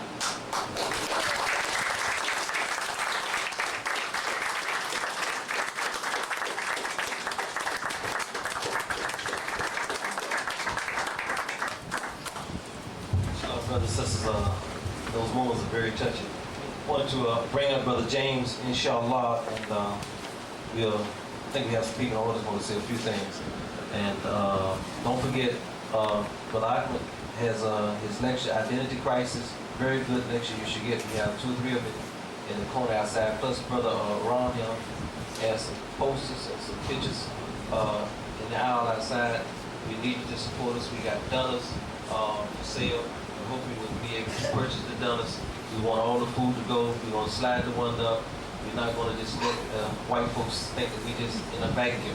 We're going to slide the one up.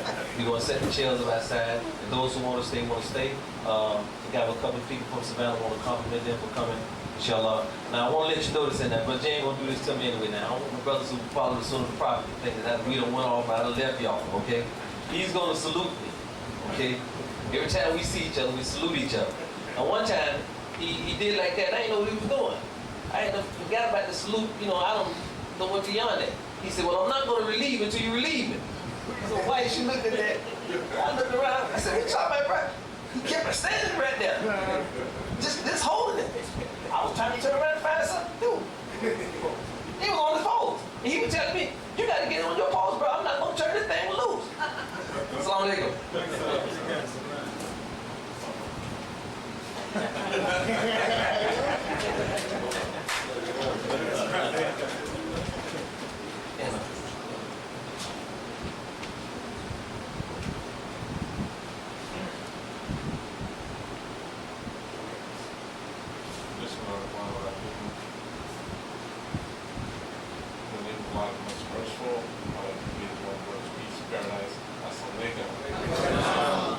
Sister Sharif and Brother Sharif, I go way back.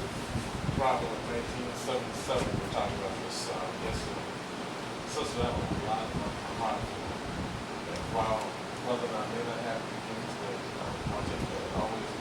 When the brother was talking about giving rides and his car being broken down, he could call me anytime.